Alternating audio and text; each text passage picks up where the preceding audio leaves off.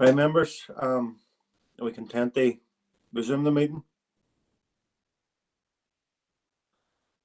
Yeah, our next two applications are items Appendix 3 and 4 in your pack. I'm going to ask them to be presented together, but after they're presented, I'm going to require two separate votes. So it's LA11 2019 0011F and LA11 2018 1161 LBC.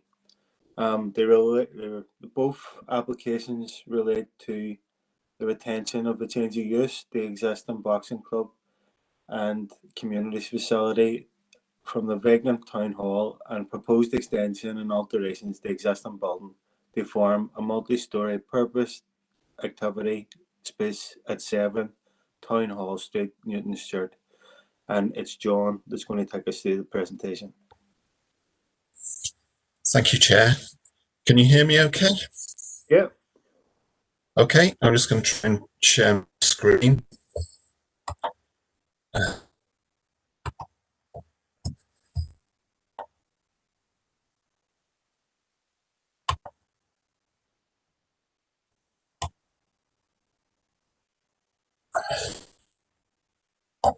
Okay, I'll just get the slideshow. John, we're not getting your. It's not coming through to us. We're not seeing the presentation. Just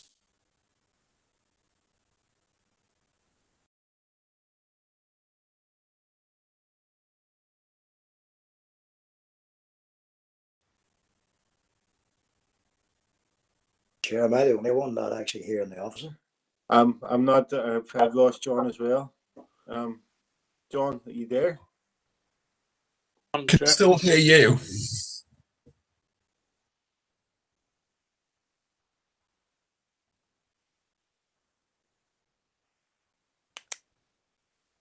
I can hear you, Chair. Can you hear me?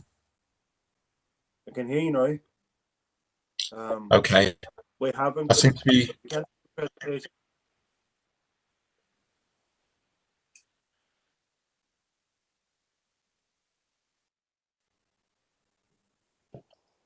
Chair, I wonder, could I come in there? Yeah. Yeah, I was just wondering, is it possible, James on IT, could you please share the presentation? Because we have the presentations in backup and we need it put on, please.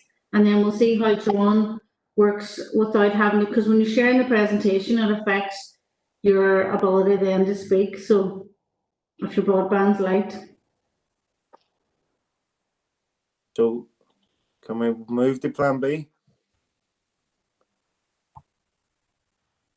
Good idea.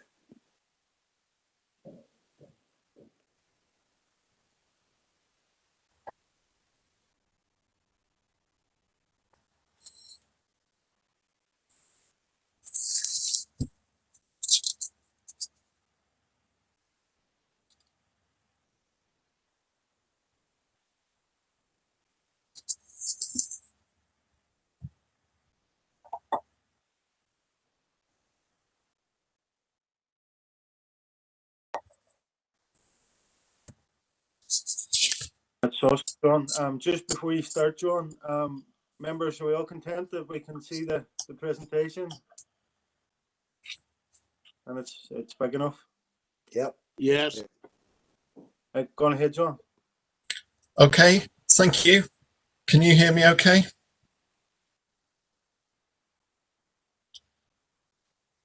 So this is. Can you hear me okay? Come in and ask John, maybe to put his video off, he might be able to connect better then. Yeah, I'll try that, Maura. Thank you. Can you hear me now? Yep.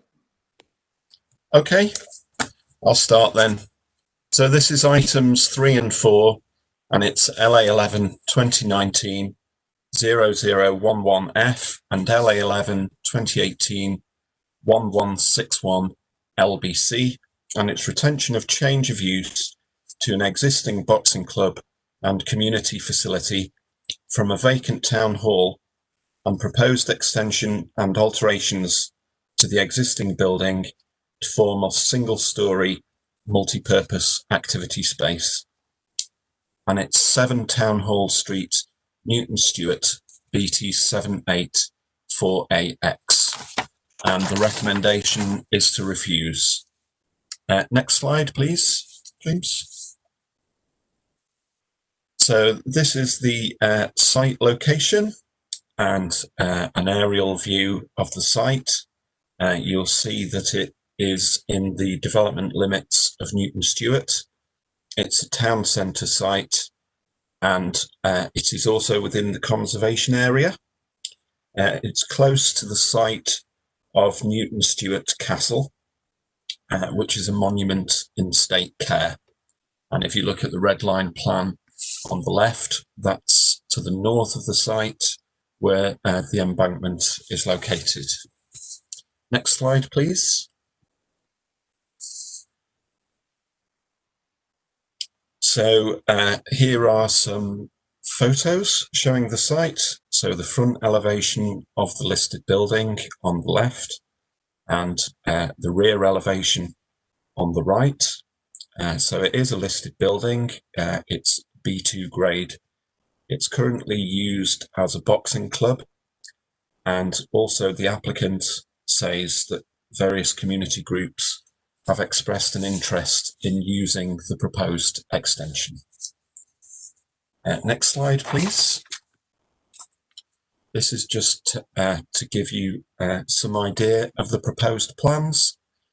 So it's quite a large extension to the rear of the building. And there is the floor plan on the left and the proposed side elevation on the right. Next slide, please.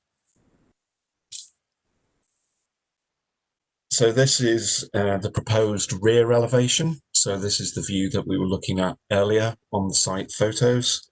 So you can see there that the proposal is quite a modern, flat-roofed single-storey extension with a parapet roof. Next slide, please. In terms of consultation responses, environmental health were content, subject to various informatives, and NI Water are also content, subject to informatives. Next slide, please. So the main issue here is consultation response from Historic Environment Division, HED, and they consider that the proposal is contrary to the policy requirements of paragraphs 613 of the SPPS and policy BH8 of Planning Policy Statement 6, which is to do with extensions to listed buildings. So HED feel quite strongly, very strongly, that the proposed extension would be incongruous in terms of scale and massing, and that it compromises the essential character of the listed building.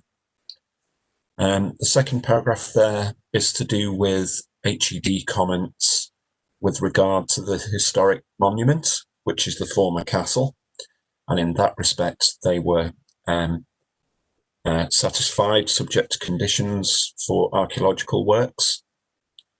So the main issue is the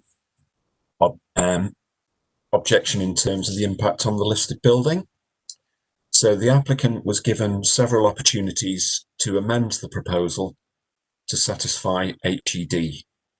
It was suggested that they could reduce the scale of the extension or have a single-storey standalone building similar in proportions to a traditional outbuilding along the western boundary, subject to detailed design. An amendment was submitted. You will have seen it from the plans that it looks like there is a kind of smoke mirror cladding on part of the elevation, which was designed to give the impression of a visual break. But it isn't reduced in size. HED were consulted again and were still not content. Due to the scale of the extension. The main thing to take into account is that the extension has a larger footprint than the original listed building.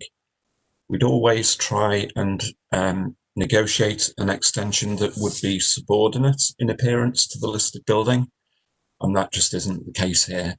So that's why we have afforded much greater weight to the impact on the listed building in this case.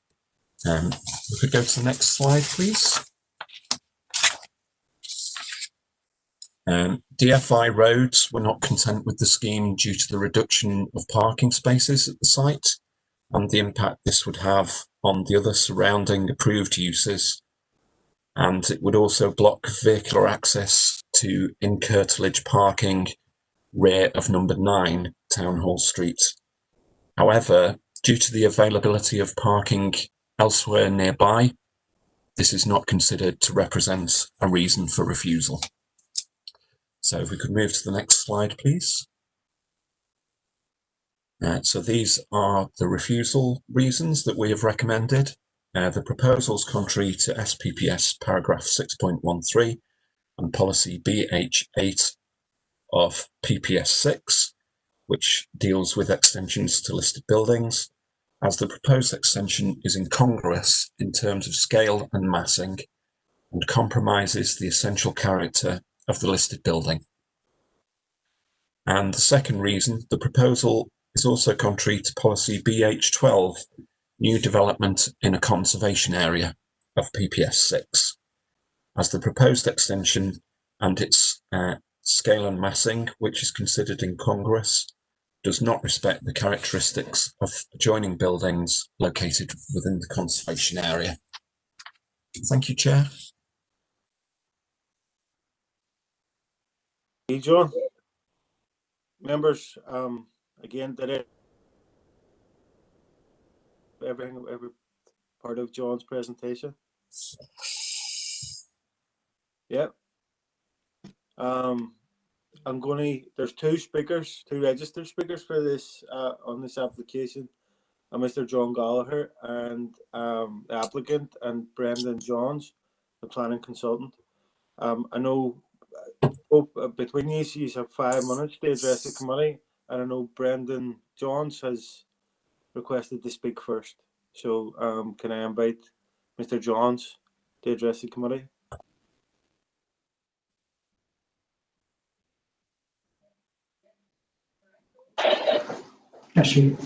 Hello, Chair. Can you hear me okay? Yes. Thank you very much.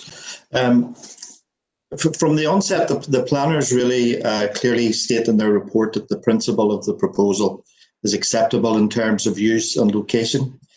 But it is recognised that much of the Newton Stewart Town Centre is of historic importance.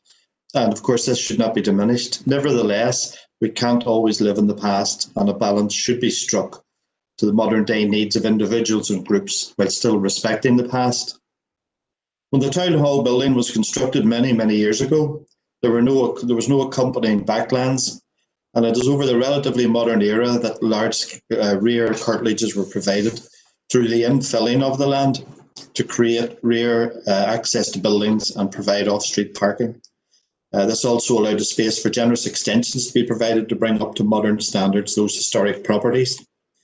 But under this current proposal, the main historic front elevation of the Old Town Hall will remain totally unchanged when viewed from any critical viewpoints, and particularly the street scene. So it's difficult for the planners, however, to argue that the existing rear elevation, we saw it on there with 2 upper floor windows and roller shutter door, has any significant architectural merit. Clearly, the council have accepted the use of the building for community use and to provide facilities for a successful boxing club. But considering the continuing increase in the numbers of kids and adults that use the building, the provision of modern facilities, including toilets, showers, changing rooms, and an appropriately sized boxing ring, cannot all be provided within the existing fabric of the listed building. Indoor facilities and outdoor car parking are also required for the number of adults who are waiting to pick the kids up from practice and competition, and who want to mingle and mix with other adults in this cross-community facility rather than sitting around in their cars. The Council contend that the proposed extension will compromise the essential character of the listed building. However, as we said, the Town Hall street elevation and the rear of the building, comprising the roller shutter door particularly, provide two completely different aspects of the merits of the building. We would contend that the rear of the building is of no great architectural merit, and our proposal will visually appear totally unrelated to that listed building. The Historic Environment Division, that's HED, recommended that a standalone extension reduced in size would be an acceptable solution. However, they would not be aware of the uniqueness of this proposal and its impact on cross-community relations. As HED are only a consultee, it is really up to the Council as the planning authority to consider, as I say, the uniqueness of this proposal and balance the value of bringing vitality, viability and vibrancy back to the town centre against the very limited impact the proposal would have on the listed building and conservation area. The proposed development is a modern flat roofed extension with parapet roof, and at the same time it utilises materials and detailing from within the conservation area. Considering that the other adjacent approved backland developments are of a more modern two-storey design, the proposed extension will not have a detrimental visual impact on the listed building from any important critical viewpoints. The extension is intended mainly to house a new boxing ring and tenuously linked to the rear of the main building by means of a glass-panelled corridor link, allowing users to remain sheltered and passing through. Clearly, the size of the extension should be both functional and meaningful to the main user, and without the ring, there would be no boxing club. And the possibility is that the club would have to find suitable premises elsewhere, resulting in the building possibly becoming vacant once again. The planners state in their reasons for refusal that the scale and massing of the extension are inappropriate. However, as these community facilities are widely appreciated and supported by numerous community groups within the town and further afield, the size of the extension as submitted is needed to provide an appropriately sized boxing ring, and anything smaller would really be meaningless. We would contend that on balance, the uniqueness of this proposal should be given sufficient weight in the determination of this proposal. HED referred to in the reason for refusal section 6.13. However, it also goes on to state under the listed buildings section that, quote, development involving a change of use and or works of extension or alteration may be permitted, particularly where this will secure the ongoing viability and upkeep of the building. We would encourage the Council to consider this an important material consideration in arriving at a compromise solution. And in conclusion, it is worth noting that the Newt Stewart Conservation Area booklet states, quote, whilst its main objective is to conserve and enhance the areas of architectural and historical character, conservation should also ensure the continuing life and function of the area, and it must also be receptive to change. Thank you, Chair.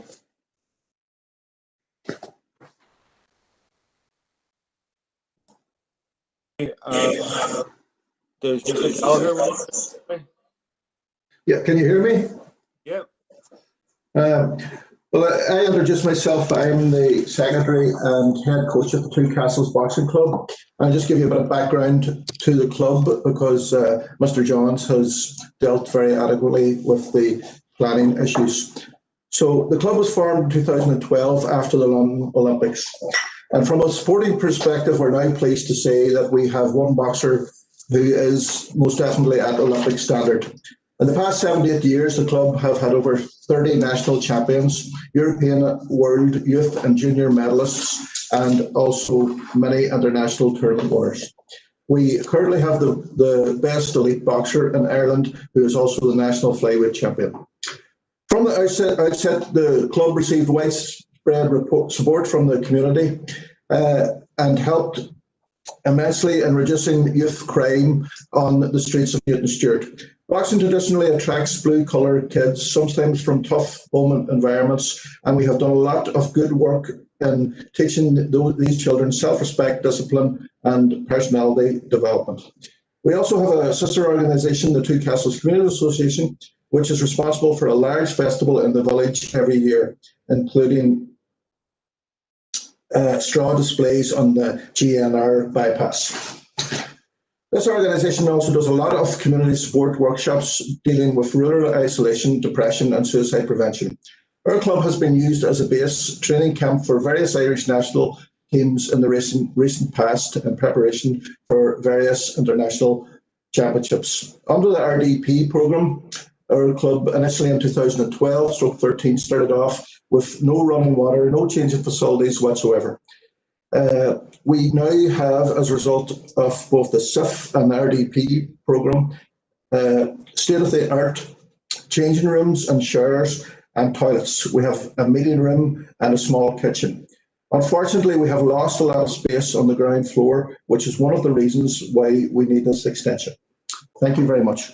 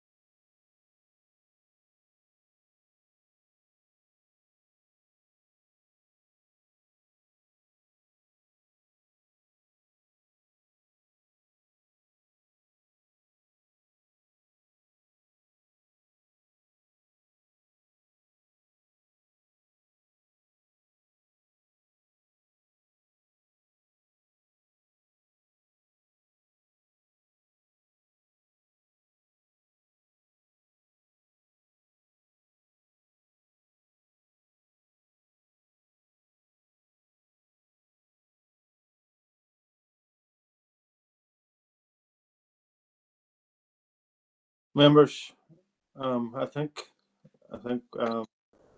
that Mr. Gallagher's lost connection.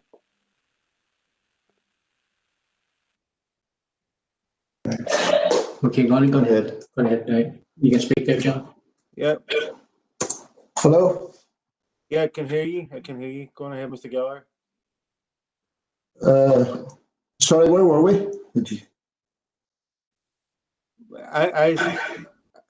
I lost the most of it, but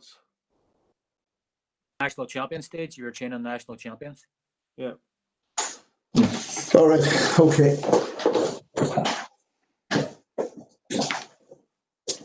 Members, Hello? I know we usually only allow 5 minutes for applicants to address the committee, but because there's 2 applications together, we're allowing a wee bit of extra time. But no, go on ahead, Mr. Gallagher, go on ahead. We'll start from the beginning, or at what point? The national champions.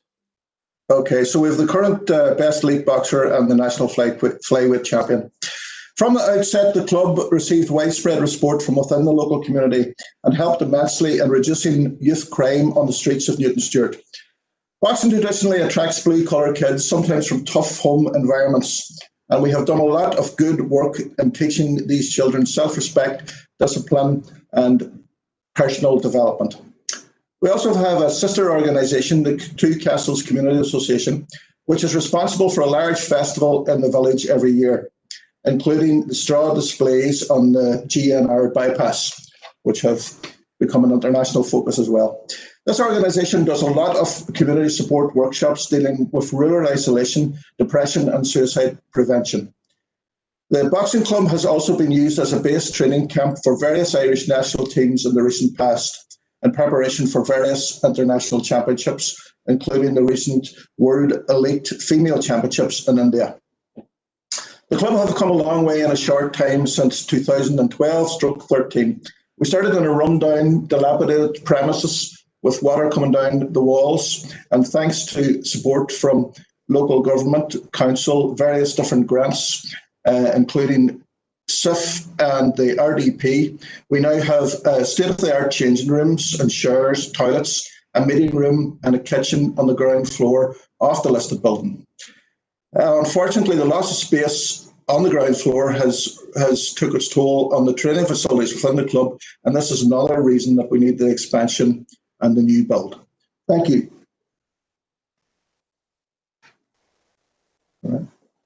You, thank you, Mr. John. Gallagher, can I ask you to mute your mic, please?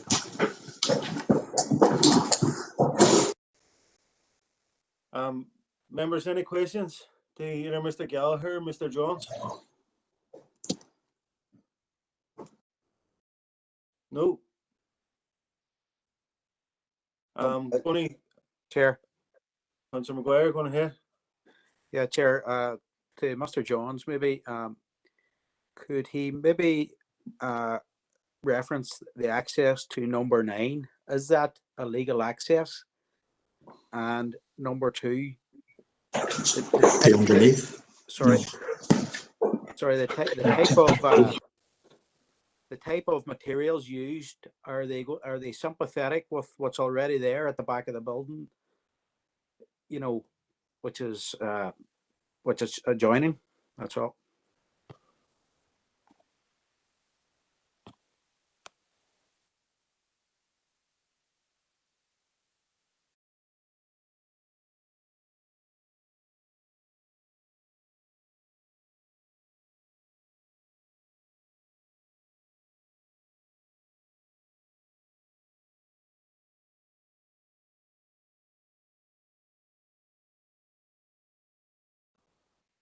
Mr. Jones, do you want to take the opportunity to answer that?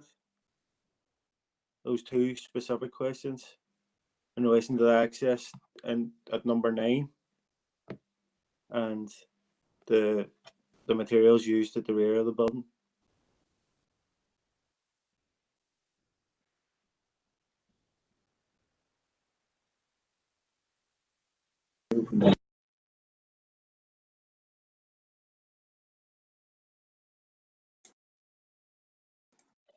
You go now. Hello, can you hear me? Yep. Sorry, we had a problem there. Yes, we feel that the materials that are being used, quite obviously, I mean, it's a bit of modern with the old. As we say, you have to look to the both to satisfy the uniqueness of the proposal. So we would say that the materials, despite it being to the rear of the building where there are no real critical views, we still feel that it matches and blends in well with the existing vista there. But with regard to the entrance at number 9, it's not legal, but it's really just goodwill between neighbours. But that's really all I know about it.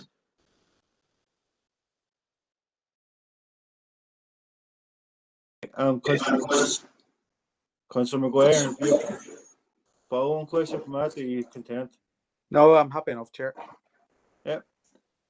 Any other questions for Mr. Gallagher or Mr. Jones? No. Chair, could I come in there just? Yeah, go on ahead. Thank you. It's just regarding the GD and the sense of there has been some to and fro with themselves, but it appears that they haven't come up at all with a compromise. I was wondering maybe if you could say a wee bit more on that, of why the applicant has gone the way they have gone, knowing that there's been objection.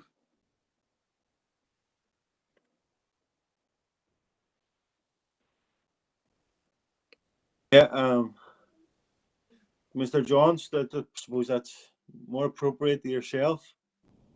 Yes. What's your Well, Chair, we were aware that HED replied back saying that the extension should be subordinate to the size of the listed building. But what we're talking about here is something that is unique. And to be honest, to put in an extension a lot smaller than we have done would render it pretty useless for the intended boxing ring. So that's why we were saying that this does have a certain uniqueness, because if it was just for ordinary meeting rooms, we could see that that point.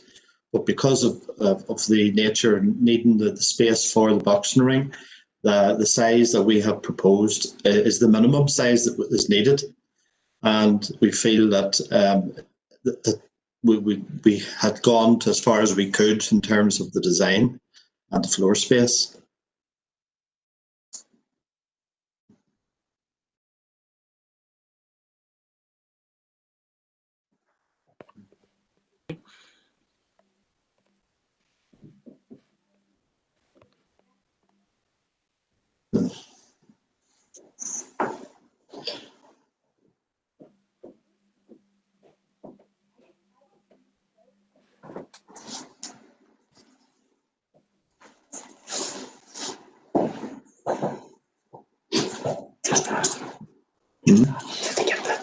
Hello.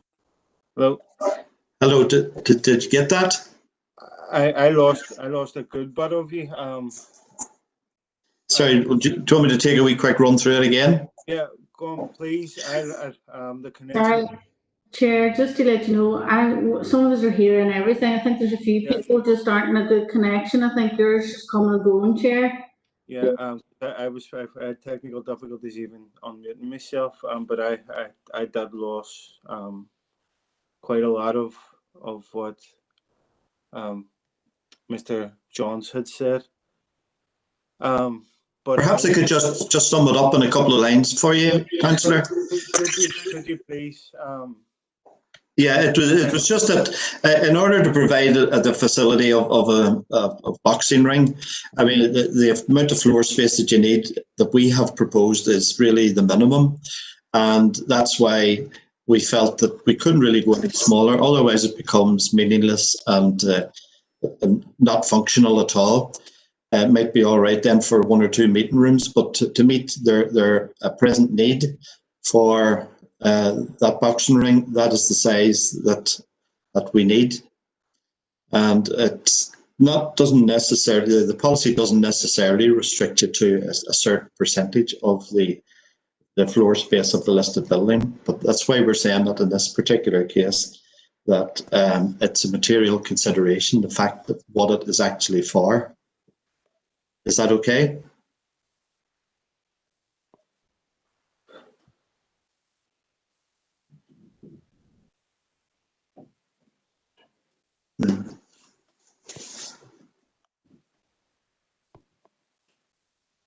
Right, I don't know. So, the chair. Hello, did you get that?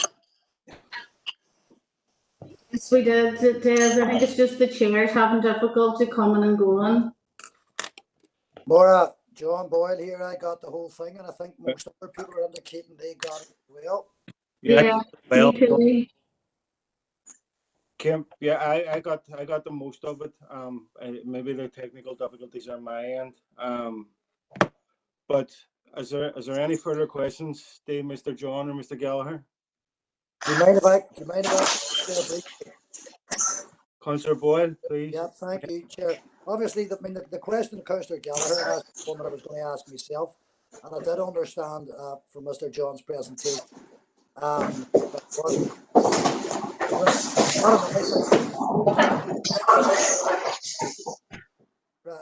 So I don't know who's making that noise, but I can't hear myself think. So the question, Chair, is well, very specifically, what I read from the answer to Councillor Gallagher's question is that the building, the proposed building, is the size it is because it has to house a boxing ring. So my question is, where is the boxing ring currently housed? And or if indeed there is a boxing ring at the minute, and whether it would then be a necessity to move it if it's already in situ somewhere else. Okay, Mr. Johns or Mr. Gallagher, would you be in a position to answer that? Where is the existing boxing ring housed?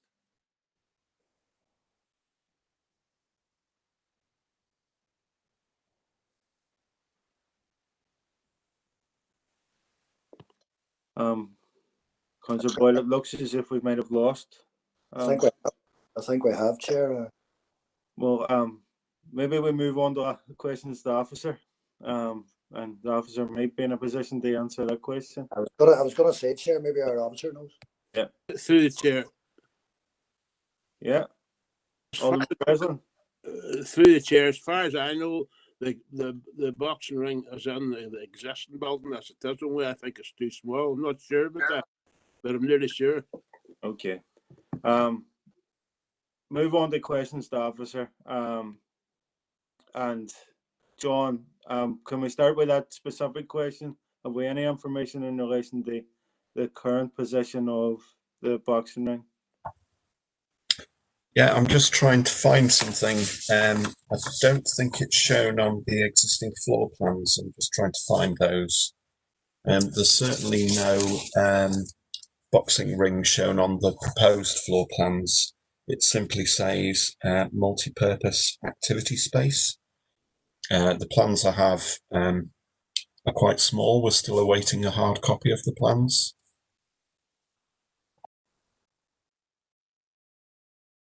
Okay, members, any other questions to officer?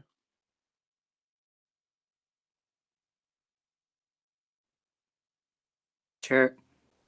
Councillor Kelly. I had questions for the applicant.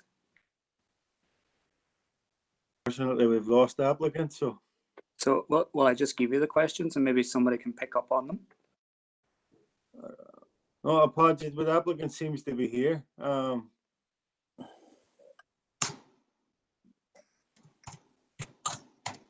Mr. John, are you there? Yeah.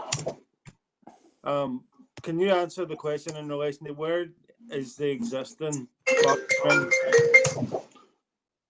Yeah, well, I was typing something out there. As I alluded to in my presentation, when we started in 2013, we hadn't even got running water in the building, bar the running water that was coming down through the roof, which we replaced. But we had the large boxing ring on the ground floor of the existing town hall building. Now, through the support of the SIF project and through the support of the RDP project, we have in essence lost the ground floor, if that's the correct word, because we have built male and female changing rooms and toilets, plus a small kitchen, plus a meeting room stroke parents' room for the parents that come and sit in the car park at night waiting for their kids to train. So that's where the boxing ring was, on the ground floor. And the way the building is actually built, the top floor is narrower and it can't house a full-size boxing ring.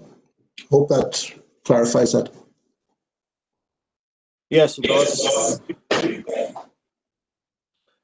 Councillor Boyle, do you have a supplement question to that, or are you content with the answer? Chair, I'm happy enough with the answer. That does actually answer. It leads me to another question for the officer, so I'll hang on for that. Okay, right, thank you. Councillor Kelly. Chair, can you hear me?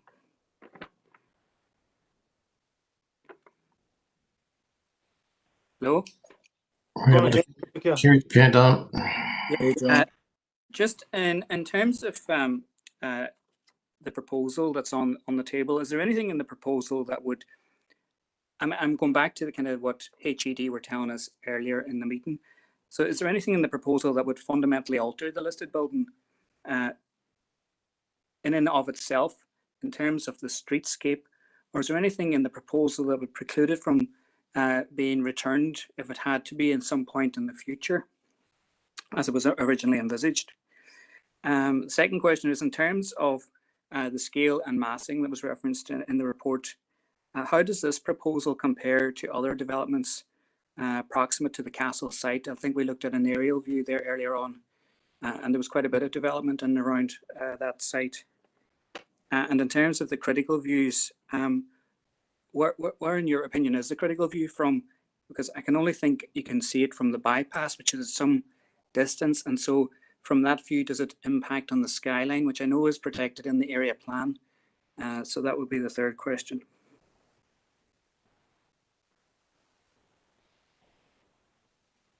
Thank you, Councillor Kelly. Mr. Jones.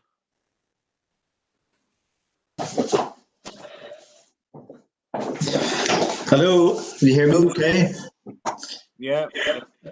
Well, I think there were 3 questions there. If we start with the last one, that I agree with the councillor that we did take a good look from various critical viewpoints, and really the only view from towards it is from the bypass.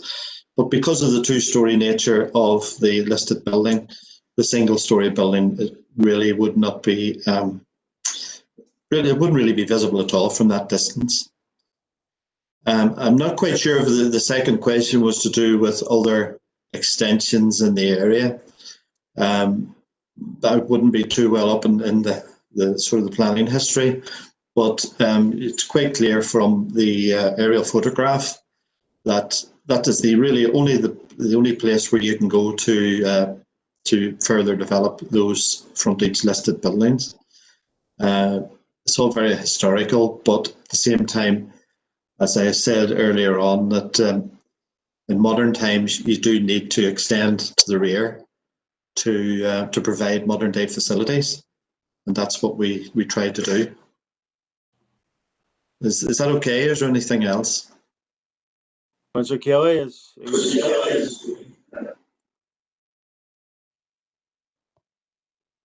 Councillor Kelly.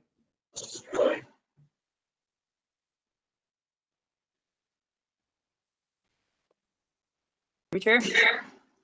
Yeah, yeah. The first question was just in terms of the guidance from HED earlier in the meeting, and I was wondering, was there anything about this proposal that would preclude the listed building being used as it was originally envisaged, if it ever had to be in the future? The listed building is very restricted in its floor space. When it was originally built, it was built to front onto Town Hall Street, and that would be where all the significant architectural features were. Over time, if you look at the rear elevations, which the planners put up early on, which showed 2 modern day extensions to the rear with vertical emphasis windows and the roller shutter door, shows really that the importance of the rear of those buildings. It does not reflect the real setting of the listed building. Is that okay?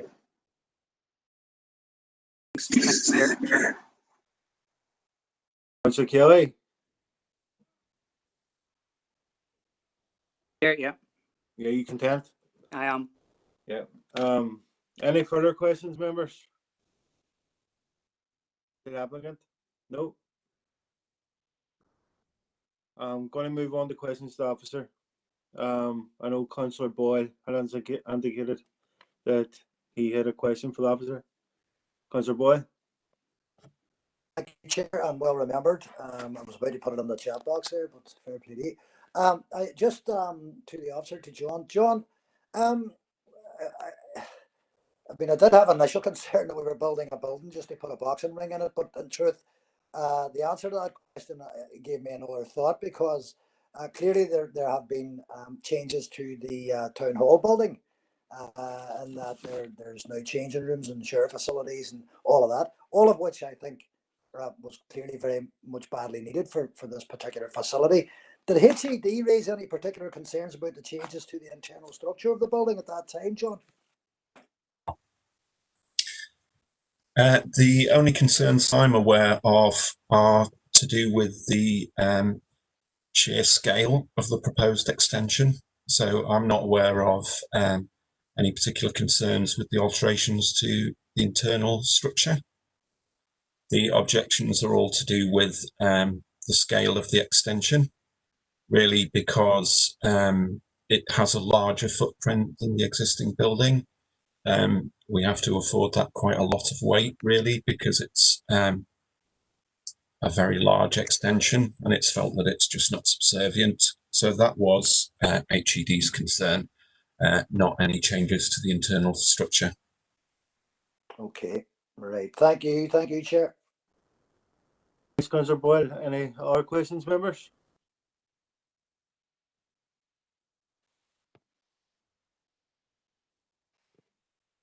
Chair.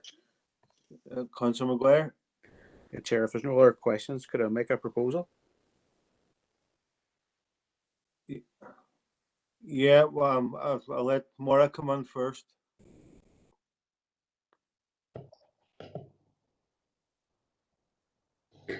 Hello, Chair. Can you hear me? Yeah, go ahead. Can you hear me? Yeah, thank you. No, just quickly before members would make proposals, I just wanted to advise members, if members were of a mind to go against the recommendation or the advice of HED, this would be one of those cases that we would have to notify DFI and therefore, put this over to them again before we could make a final decision on it. And I suppose from my perspective, I just wanted to give my opinion in regard to, obviously I, in the past, have raised concerns about unpacks and listed buildings. In this instance, it's not the principle of reusing the building, it's not the principle of extending the building, it's actually the scale of this, which is quite significant if you look at the floor plan. And I wonder if somebody could possibly put that up. The floor plan, well, if not, it's on your appendix, page 63, figure 5. And it's just important, members, just to look at the sheer scale of that and just how that has been done. It's also just the lack of sympathetic.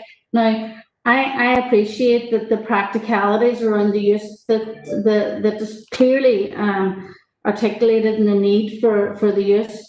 But as this is a listed building, you just need to be mindful that you could be putting the status of the building at risk in terms of listed building status. And you're just at that more than the tipping point regarding this type of extension. So it's just, I just need to say that, and just to be mindful of the fact that we will have to go to DFI if members were of a view to overturn this particular decision. So recommendation, sorry. Thank you. Okay, thank you, Maura. Councillor Maguire. Thank you, Chair. Could you put the refusal reasons back up? Yeah.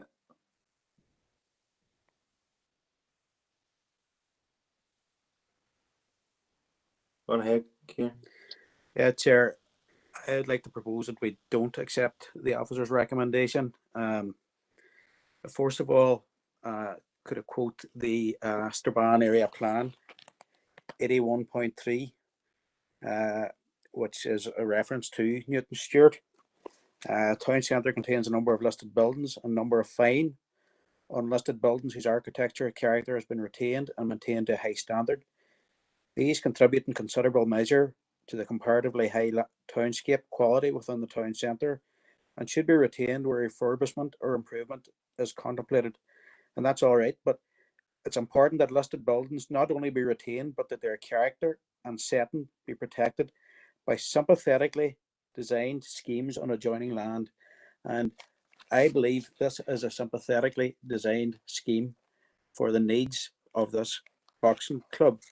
And in the summary of the policies on the area plan as well, the department will encourage the conservation of the architectural heritage of the town centre by protection enhancement of listed buildings, and by encouraging the retention and enhancement of examples of traditional architecture. And we've seen that in the types of wooden windows and different things that has been used, and the glass where it's breaking the two buildings. So if you go on to SPPS 6.13, the development involving a change of use and or works or extension alteration may be permitted, particularly where we will secure the ongoing viability and upkeep of the building. So, it goes on. There's nothing in 6.1.3 that I see that goes against this. If we read it, don't read it objectively, if we read it, in favour of need, which I think it is in need, and it is not. It is a sympathetic building in my view. I mean, the parapet roof, I'm sure there was a parapet roof on the castle. There's other things in there. should be based on the importance of building place heritage asset and should support the best viable use that is compatible with the fabric, setting, and character of the building. So, while the size of the building, and this is a single-story building, not a two-story, but I think we're talking about the footprint. If it could have been made smaller, it was explained that it would have been, but it can't because of what it's needed for. The other thing is PPS 6, BH 8, and BH 12, both of which, if you read, can look in favour of the building. There's nothing in there. If you want me to read out the bullet points, I can, but I don't think there needed to be. But I think BH 8 actually supports the building and does BH 12 of PPS 6. So for them reasons, Chair, I propose we do not accept the officer's recommendation in item 3 and indeed item 4. Chair. Thank you, Councillor Maguire. Alderman Kerrigan, I've seen you in the chat. Going ahead. Sorry, I'm not going to prolong it. I'll just second the proposal by Councillor Maguire. Okay. Any further comments, members? Councillor Boyle.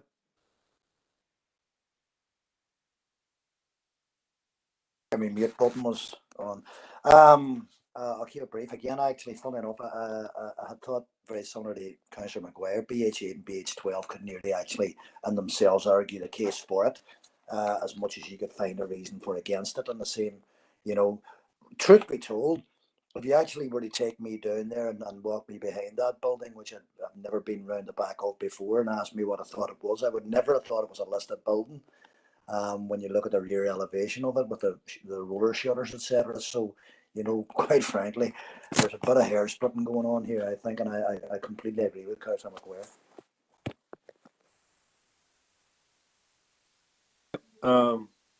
Any other comments, members? No. So, members, we have a proposal from Councillor Maguire to approve the application. Seconded by Alderman Kerrigan. Can I just get clarity from Councillor Maguire in relation to conditions? Is the standard conditions?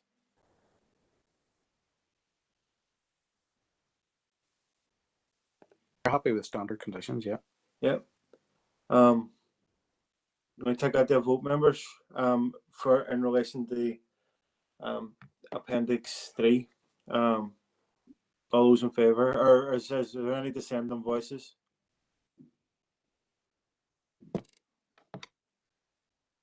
Members, I'm going to take that as unanimous. So I'm going to take if there's no dissenting voices, I'm taking that as unanimous. You need a second proposal for the second one, Chair? Yeah, I'm going to take the same proposers. Right. Well, I know Councillor Maguire had indicated that he was making the proposal for both. So for second both. Yeah. So that's proposed from Councillor Maguire, seconded by Alderman Kerrigan. All those in favour? Or if there are any dissenting voices? Apologies. Member.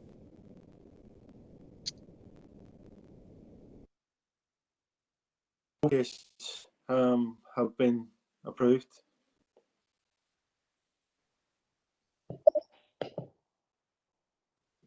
Sorry, Chair, can I come in there? Yeah, go on ahead, Mark.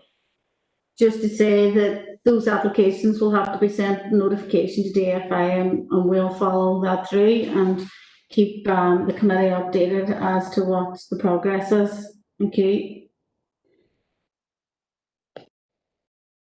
Yeah, thank you. And I know following on from earlier discussions, the committee is very mindful of the advice and direction from HED and in relation to our decision and the rare occasions where we vote contrary to the advice of HED, it's not something that we take lightly, and in this case it's done for the best of reasons, and it's done with the protection of the historic fabric of that particular building in mind. So that application will go up to DFA, and we'll see what happens next. I'm going to move on now to our next application, which is Appendix 5. And just bear with me, members. It's LA11 2019 0318F, and it's a proposed 2 pullet rear end poultry sheds. And it's Malachy that's going to take us through that.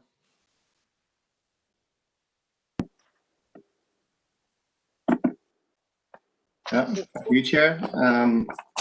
So for James, they share the content here.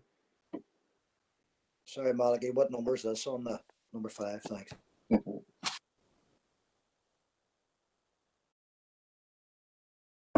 Okay, Chair, it's item 5, LA11 2018 0318F, and a proposal for proposed 2 number pullet rear and poultry sheds with 4 number feed bins, 2 number gas tanks, and associated site works.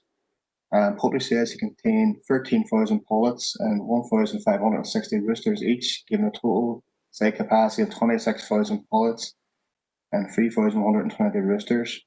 The proposal is located at land approximately 300 metres southwest of 17 Drumcraig Road, Mahanisson, and the recommendation is to approve. Next slide, please. As you'll see in front of us, with the site location and the site context, the site is located approximately 360 metres off road from the Drumcraig Road. The site is serviced by an existing farm lane, shown in the arrow there. As you'll see from attached images, it is located in the northwest corner of an existing field. The north and west boundaries are defined by existing hedgerows, and the remaining boundaries are undefined. Next slide, please. The attached image illustrates the farm lane, which leads from Drumcraig Road to the site, as shown on the blue arrow, and the red arrow shows the approximate location of the site. Next slide, please. This image shows the existing hedgerow on the northern boundary of the site. Next slide, please. And the attached image shows the existing western boundary, again another hedgerow, and the blue arrow sort of indicates the approximate location on the interior of the site where the sheds will be located. Next slide, please. Slide 6 is the attached block plan, shows the proposed location of the 2 sheds, 4 feed bins, and the courtyard associated with the proposal. Section shows fill on the northern side of the site and cut on the southern side of the site. And the attached block plan also shows the access layout. Next slide, please. The attached proposed elevations and floor plans. Each shed will be approximately 1,500 square meters, with a small link building between the sheds. Sheds will be approximately 5.2 meters at their highest, and the feed bins will measure 7.8 meters at their highest. Next slide, please. The policy context for the proposal and for consideration of poultry sheds is set out. So, strategic plan policy statement, the Dairy Area Plan 2011, PPS 2 Natural Heritage, PPS 3 Access, Movement and Parking, and PPS 21. And particularly within PPS 21, we look at CTY 12, CTY 13, and CTY 14.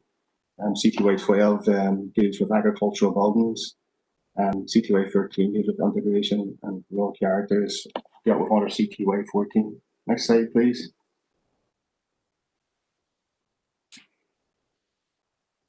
In consideration of the application, we have a number of consultees As you'll see in the attached slide, there's been no objections from any of the consultees. NA Water, there's been a standard response. Public Health Agency were consulted in terms of the impact of the proposal, in terms of air quality. They have no objections. We consulted Shared Environmental Services, and appropriate assessment was carried out under the habitat regs. It's not likely to be any significant effect on the features of any European site arising from the proposal. NAEA have no objections. There'll be no significant adverse impact on protected features or species arising. Conditions have been provided. DFA roads have no objections. Environmental health considered noise and odour and have no objections. DFA rivers have considered a submitted drainage assessment and no objections. And DERA have confirmed that the farm is active and established as per the test set out in CTY 12. Next slide, please.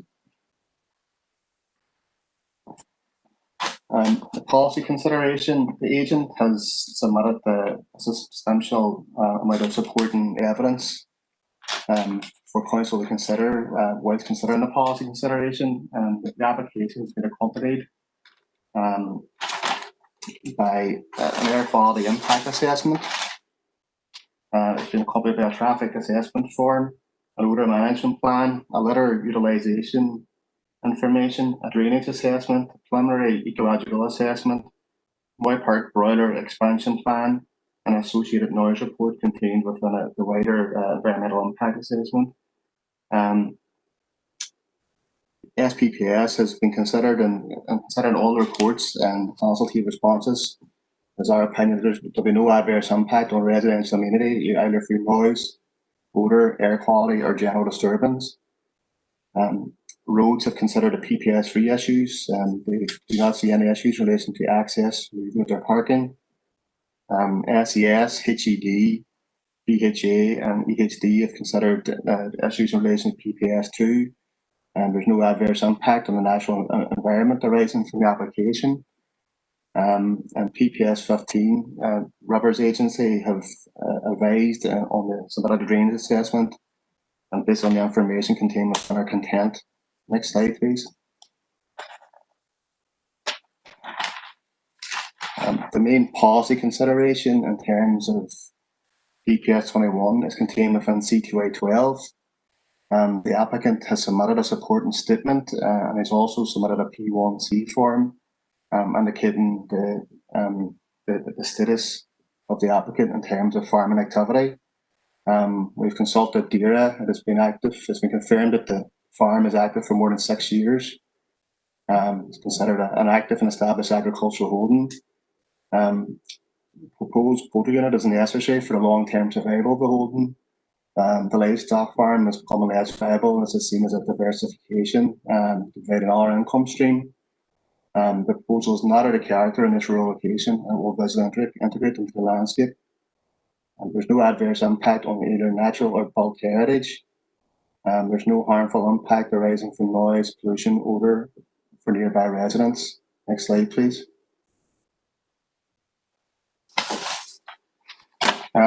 Additional consideration in CTY 12 relates to the status of the existing buildings, farm buildings of the applicant. The preference within CTY 12 is that you site farm buildings near the principal farm dwelling. However, there's exceptions contained within CTY 12.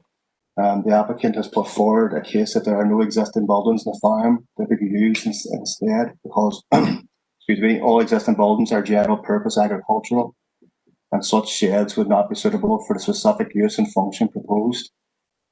Additionally, the applicant has indicated the site is not located beside existing farm buildings, but this is to avoid detrimental impact on the residential amenity of a number of nearby residential properties, which are much closer to his farm building than any of the residential properties related to the proposed site. And additionally, for biosecurity reasons, a poultry shed will need to be located at a suitable distance from other livestock housing to reduce the risk of spreading disease.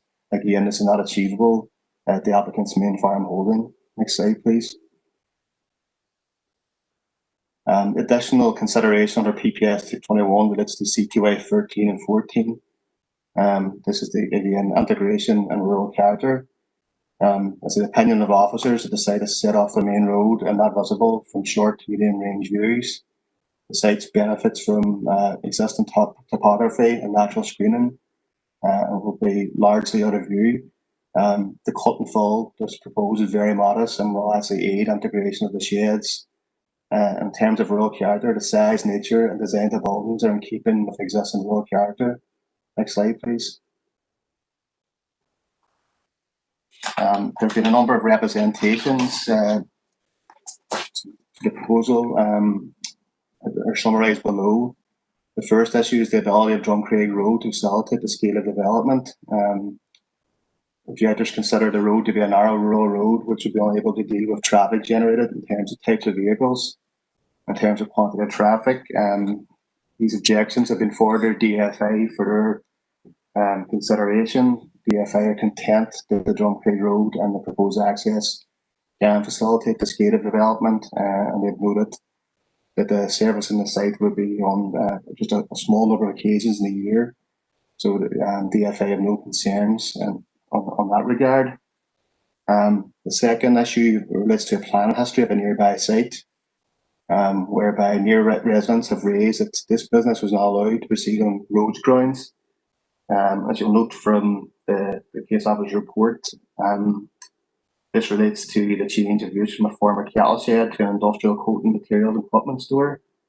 This application was refused on a number of grounds, including the acceptability of the industrial use in the countryside, inadequate visibility displays, inadequate forward sight distance, and the requirement for further passing days in Drumcraig Road. The application was appealed to the Plan Appeals Commission, and the PAC upheld two of the refusal reasons, which were in relation to the acceptability of the use and sufficient forward sight distance. So the reasons that was upheld for an appeal were not specific to the issues raised in the objections.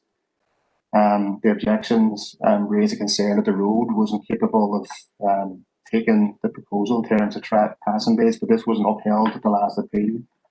And again, DFA roads are content that there is sufficient passing bays on the Drumcraig Road. The residential impact of the proposal in relation to health and wellbeing from ammonia emissions and smell was also raised by the objections. The applicants submitted the air quality impact assessment. All relevant consultees have considered the contents of this and content no adverse impact will arise from the proposed development. Would note too that no evidence to the contrary has been submitted from third parties suggest otherwise. The visual impact of the proposal on the landscape character and the belief that the proposal contrary to CTY 13 and 14. Again, it's a view of the officers that having visited the site and viewed it from long, medium and short range views, the site is well integrated. It benefits from good topography and good screening, and we could not sustain a reason for refusal on CTY 13 and 14. The next issue is in relation to the proposal being located away from the farm dwelling, and the exceptionality test is set out in CTY 12. I've dealt with that in the last slide. Again, there's a number of issues with locating at the applicant's existing site in terms of impact on neighbours, impact on his existing farm business, and biosecurity reasons. And the last reason for objection was elements of proposal such as swale should be included in the red line of the application site. There was additional information in relation to a swale was included in the application as a result of the submitted drainage assessment. And it's our opinion that this is outside of the application site and it would require a separate consent either through the planning process or part 7 of the general permit development orders. And we propose that an informative is attached to any planning notice advising the same. Next slide, please. Summary, having considered all material considerations, including the policies set out, we're recommending approval. Thank you, Chair. Thank you, Maggie. Can I invite Philip Marshall, the agent, to address the committee? Hello, can you hear me? Yeah, I can hear you, Philip. Philip, you're very welcome, and thanks for your patience. No problem. 5 minutes to address the committee. All right, well, thank you, Chair and members. I'm not going to take a lot of your time, as Malachy has very eloquently put forward the whole proposal there. Just to stress a couple of points. As was said, this application is from a very hard-working farming family who have decided to diversify into poultry farming to help sustain their existing business. And as most people know, farming isn't the most profitable business to be in, and poultry is maybe one of the better sectors. So they've decided to opt for that. All the statutory consultees are happy and with the proposal and have raised no objection. So in my opinion, all the boxes have been ticked. As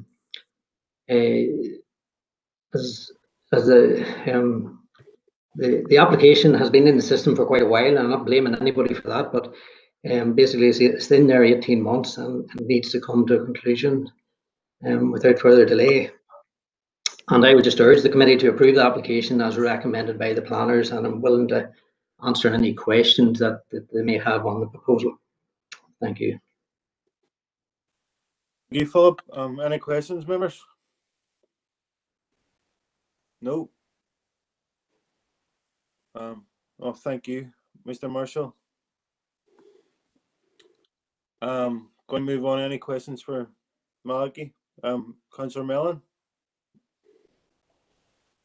Thank you, Chair. Thank you for the presentation and to hear the explanations that are addressing the objections that has came in. The reports each they come in seems to clarify each point, and that's why I haven't had any questions for the speaker. My question, and I know it's a side one, but it is relevant to this application and others. And I know they cited, or Malachy, you cited CTY 12, but I'm asking on where is the boundaries for it? I know I came to this committee in June, and quite a few times we have heard around it's not attached or an existing building within the countryside. They before were reasons for refusals. So I just want to see where the line is drawn at that.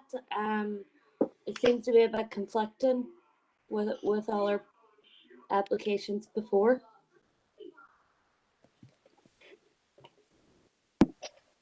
Come on there, Chair. Yep, thank you. Thank you for the question. Well, there's a CTY 12 deals specifically with agricultural buildings. So there is a number of policy tests set out in it, and the preference set out in CTY 12 is that you should cite any new proposed agricultural buildings adjacent to your your principal farm dwelling or principal farm buildings. Now it does provide an exception to that preference, and the exceptions,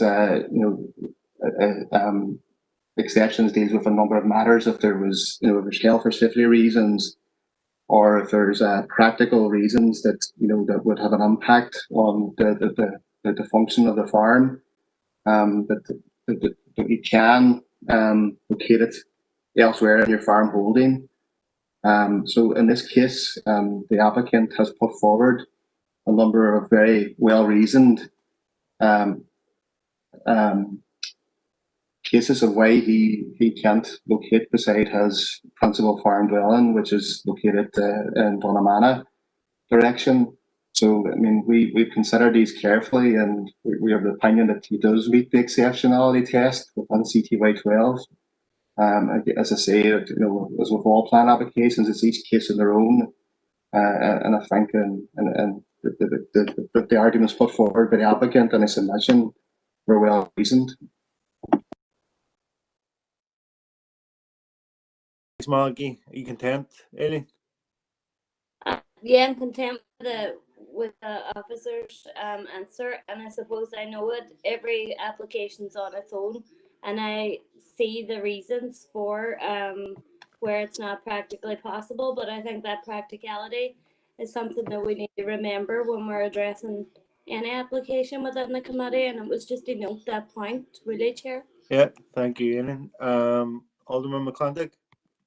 Thanks, Chair. Would it be possible to put up the map again of the map of the area, just with the other residential properties on it?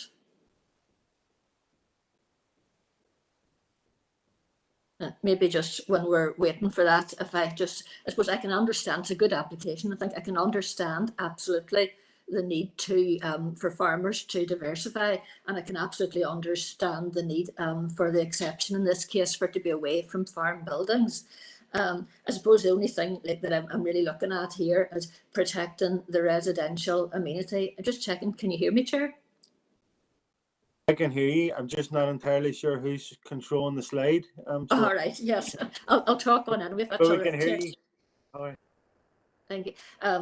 It's just protecting the residential amenity and the impact on the neighbours. And I suppose there's two bits of it that I'm just a wee bit concerned about. There was a comment made, and I know I can understand there's not going to be a lot of traffic. It's not something there's going to be daily traffic to. But just what I know of the Drumcraig Road, and I'm not that familiar with it, but I don't remember passing bays in it at all. So I have a wee bit of a concern there. But the other thing, I suppose, is just to clarify, and probably, Malachy, you probably said this, probably in the report, but just there seems to be like a cluster of houses would be the nearest dwellings to this.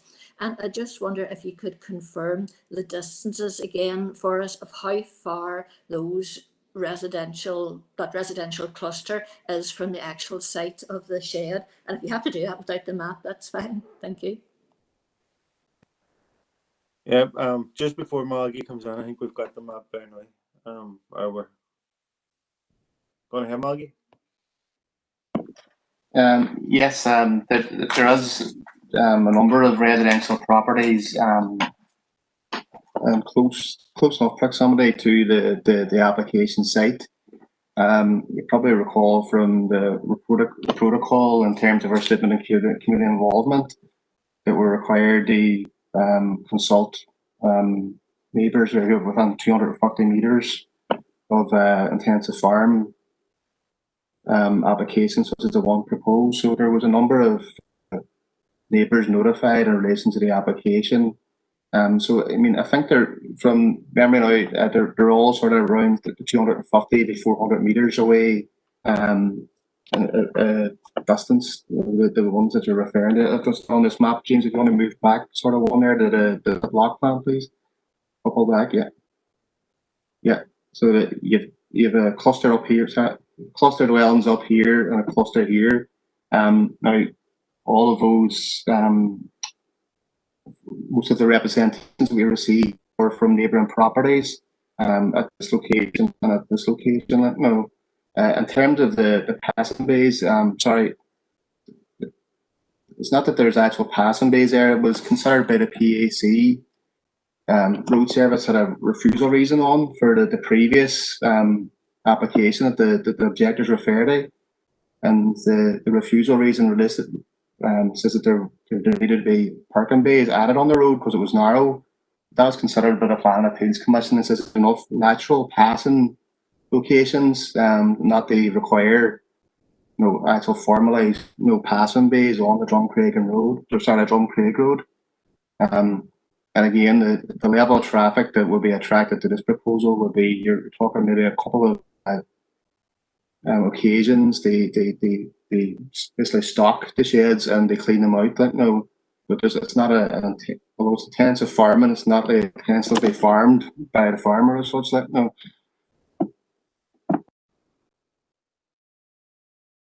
Thanks for that, Chair. Thanks for that, Malachy. I understand that. I suppose I had expected that the conversation or my concerns should be around the odour and all, but yet I'm satisfied with the reports that have come back in that. So thank you for the reports. Thank you, Alderman McCondick. Alderman Kerrigan.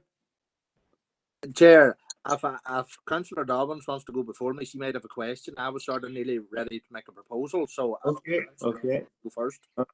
Angela, Councillor Dobbins. Thank you, Chair. Chair, with regard to the CTY 12, right?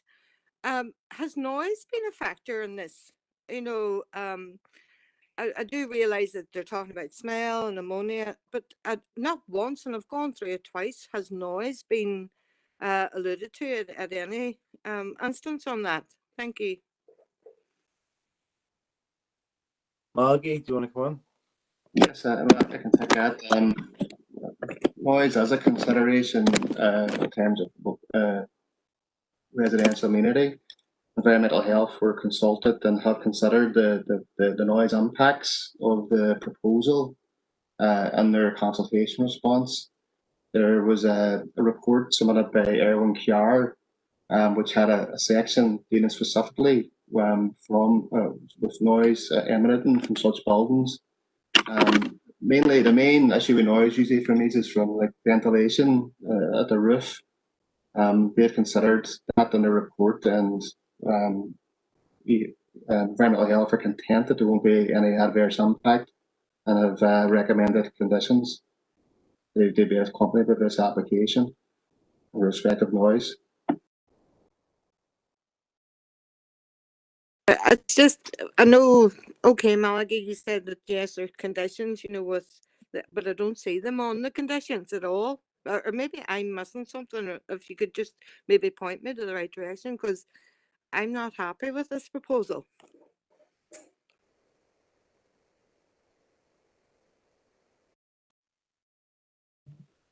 I'm just looking at the conditions here. Maggie, you might be able to get there a bit quicker than I can. I know isn't the conditions on residential amenity. Sorry, it's condition number 8. Within 4 weeks of the fully operational, a noise survey shall be undertaken to be agreed in writing with the plan department. The duration of such monitoring is a monitoring condition. Basically, they suggested ADHD. No.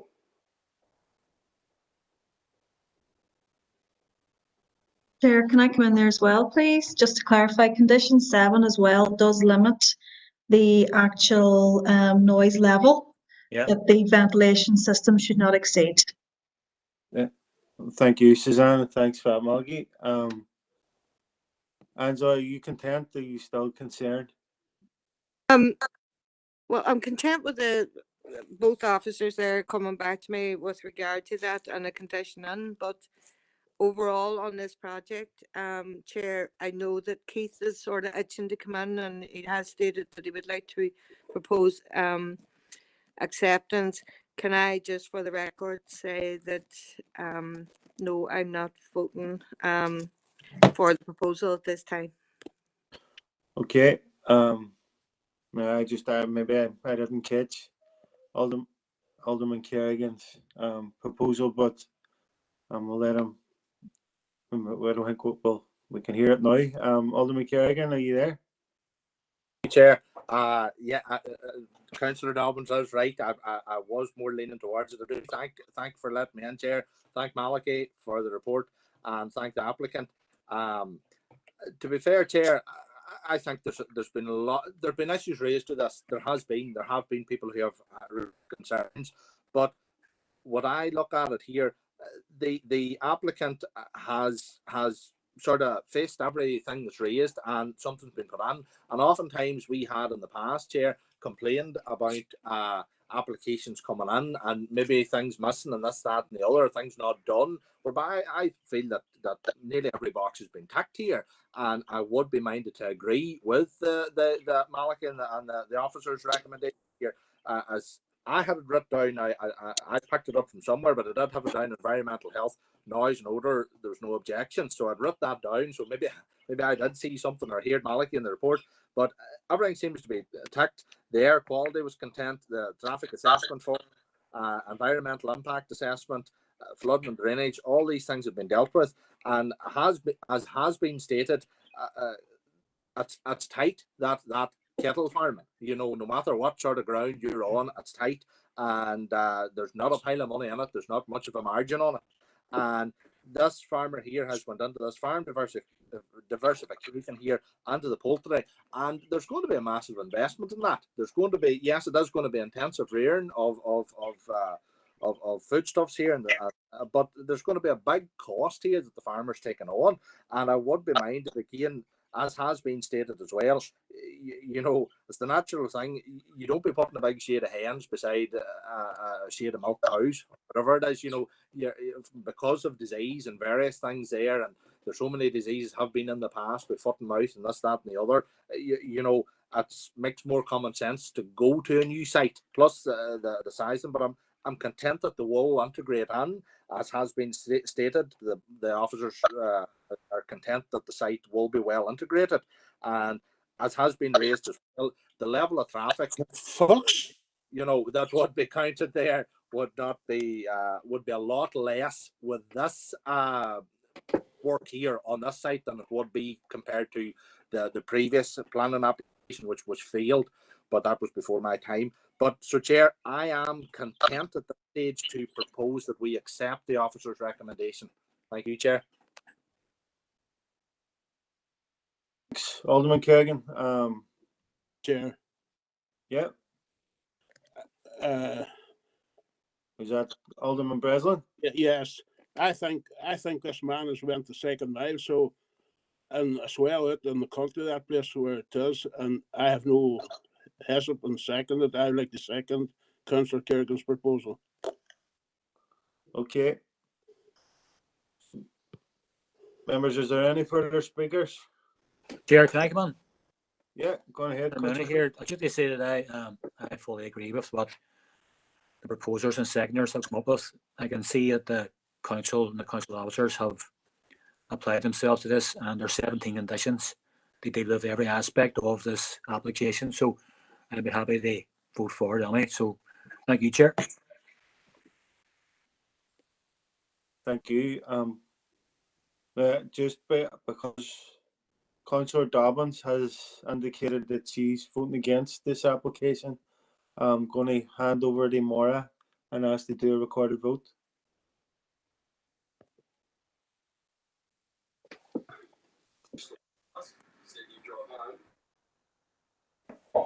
So, we've got a proposal from Alderman Kerrigan, seconded by Alderman Breslin, to accept the officer's recommendation to approve.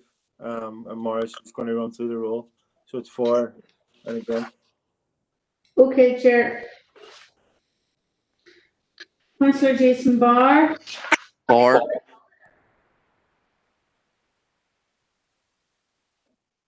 Councillor John Boyle. For. Alderman Alan Breslin. For. Councillor Angela Dobbins. Maura. Sorry, Angela, we just didn't catch that. Against. Okay, thank you.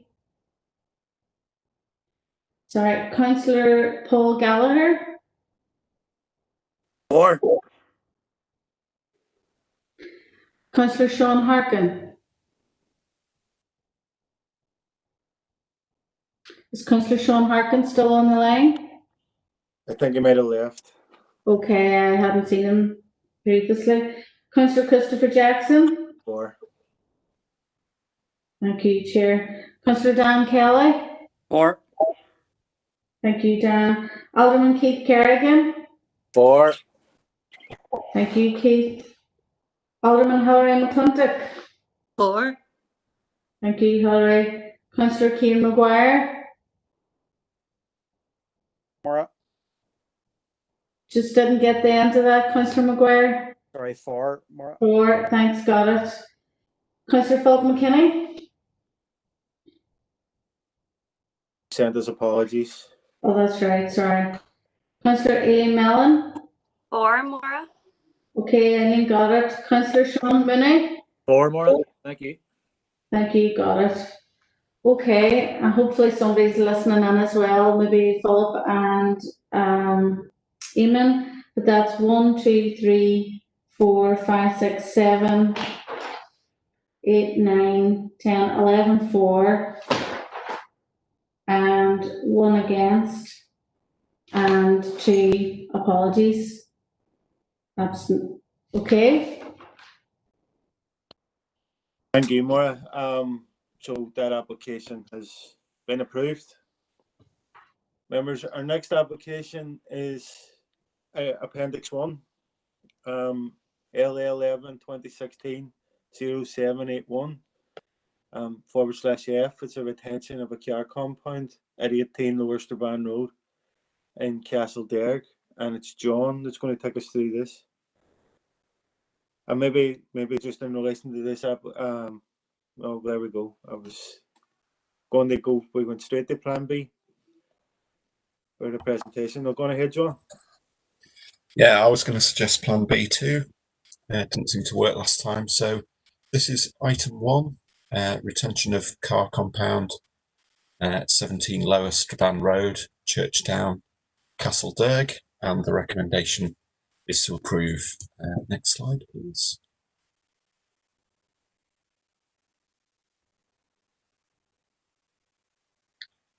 So here we have site location plan on the left.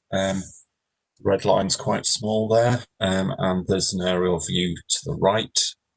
Next slide, please. So just a bit of history on this application, because it might be familiar to some members who have been on the committee previously. So the application was deferred to allow the submission of further information back on the 8th of November 2017. It had been recommended to refuse, but then it was deferred. Members voted unanimously to defer the application pending the outcome of a flood risk assessment and further consultation with DFI Roads. The application was to be presented to committee as a reconsidered refusal on the 9th of January 2019. Late information was received from the applicant, and the application was withdrawn from the schedule to allow further consultation with Roads. Relevant planning policy is the Strabane Area Plan, SPPS, PPS3, Access, Movement and Parking, PPS4, Economic Development Policies, PED1 and PED9, and PPS15, Planning and Flood Risk Policy, FLD1. Next slide, please. This is a view of the compound from Lower Strabane Road. The site comprises an area of hardcore between 2 dwellings, and the site is already used for storing cars. The boundaries of the site are 1 metre concrete block walls to the side and a 2.4 metre paladin fence to the rear. There is a 1 metre fence at the front. It's an edge of town centre location. The general area is dominated with low density housing, playing fields, institutional and community uses, and it is in the development limits of Castlederg within the town centre limits. Next slide, please. So 2 letters of objection were received from each of the properties to the side. And this is a summary of the objections raised and consideration of those.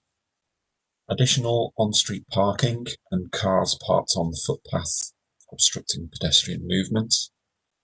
On-street parking is allowed here, and parking on the pavement would be a PSNI matter.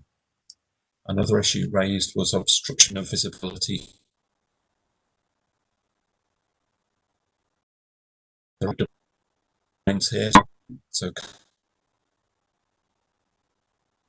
visitors were calling it off, ask about customers can see into gardens, so there was a perceived lack of privacy. But members should note that cars are not for sale at the site, and it is used for storage only. And taller screen fencing of 1.8 metres is now to be provided, which is shown on the plans, and it is considered that this addresses this matter. The site is in an area of flood risk. It's actually in the defended flood area, and a flood risk assessment was requested and submitted. Okay, next slide, please. These are the consultee responses. Roads required a 32 metre by 33 metre visibility splay, and there was some question as to whether this could be achieved. The agent, however, moved the access 3 metres north, and roads accepted that the splay can be achieved. However, the pillar at number 20 will need to be removed, but this can be conditioned. Roads also accepted the case that the old cinema on the site was converted to the storage of cars, and large double doors allowed cars in and out, and they could turn within the buildings. So the existing sight line has already been established since 2011. So now there's really no objection from roads. In terms of rivers, they raised that it's a flood risk area. I will deal with that more later. Lochs had no objection. NI Water had no objection. Environmental Health, no objection subject to conditions. HED were consulted because the site is in a consultation zone around an ancient monument, but they had no objection. Next slide, please. So this is our analysis of the policy. It's considered to be a B4 storage and distribution use. So it needs to be assessed under policy PED1 of PPS4, and it meets all of the criteria that are set out in that policy. I won't go through all of them, but most of them are here. All of them are in the report. There's some repetition. So it's compatible with surrounding uses, being a commercial use in the town centre. Although there were objections regarding residential amenity, the submitted 1.8 metre screen fence would address problems of nuisance, privacy and overlooking. There would be no harm to natural or built heritage. Rivers pointed out that the site is in the defended floodplain, constituting an exception to policy FLD1 of PPS 15. The submitted flood risk assessment points out that the site is outside the Q100 floodplain and benefits from flood defences. Conditions proposed by Environmental Health will address possible noise amenity issues. There would be no emissions or effluent. A condition will prevent servicing and maintenance at the site, and the applicant says that these activities already take place elsewhere already. There would be no traffic issues. Location means it is accessible by various modes of transport. It also complies with policy PED9, and roads are now content, therefore it complies with PPS 3.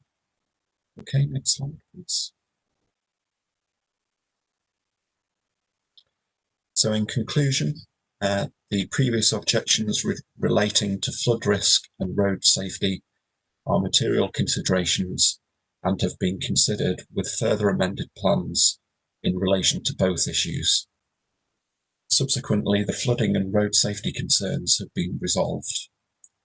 On balance, it is considered this retrospective application meets the policy tests outlined in SPPS, PPS 3, PPS 4 and PPS 15, and approval is therefore recommended.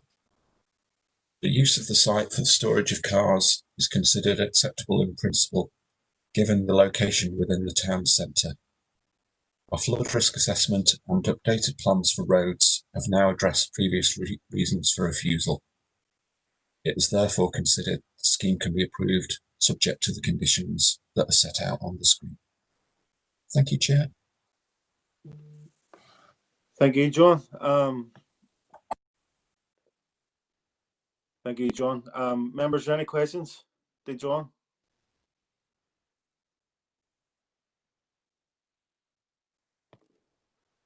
No. Members, we have a recommendation in front of us to approve.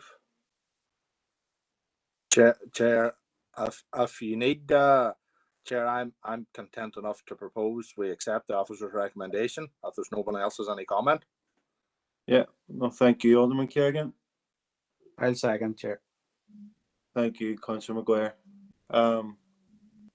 So members, we've a proposal from Alderman Kerrigan to accept the officer's recommendation to approve, seconded by Councillor Maguire. Is there any dissenting voices? No.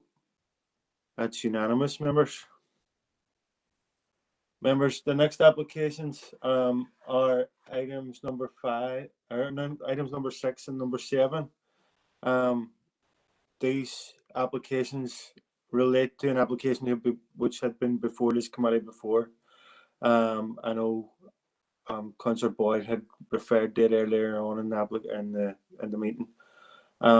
It's LA11 2018-0882/F and LA11 2018-0847 LBC. It's in relation to the B&B at Northland Road in Derry.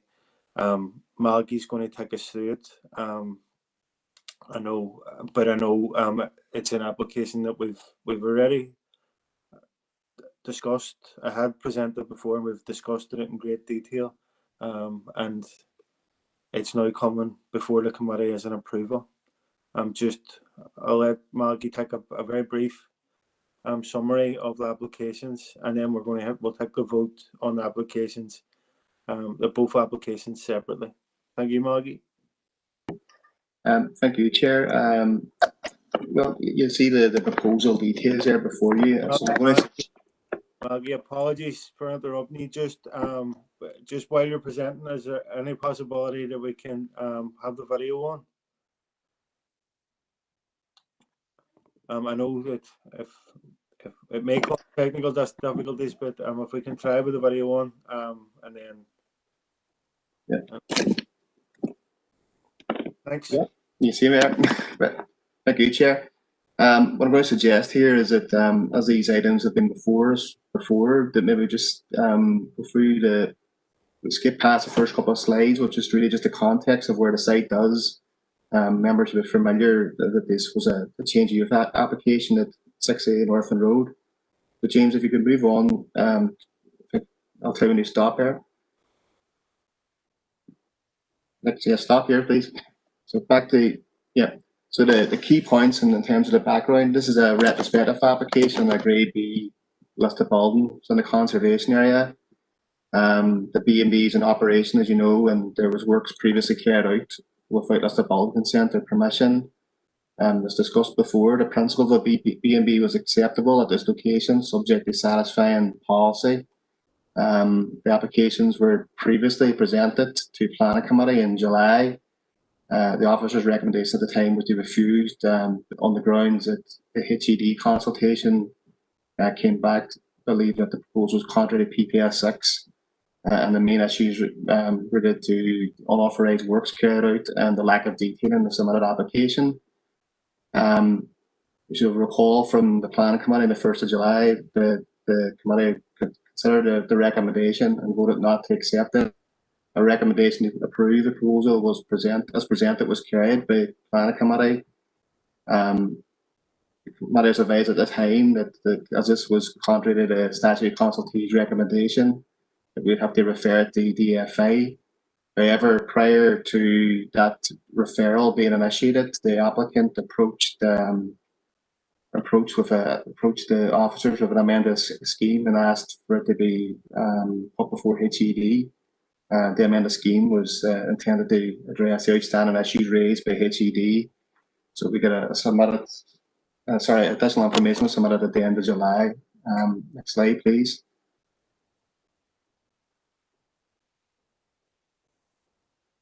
Next slide, please, James. So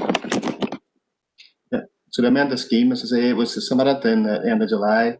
The main issues that the detailed plans were submitted to address the concerns in relation to lack of detailing in the initial submission.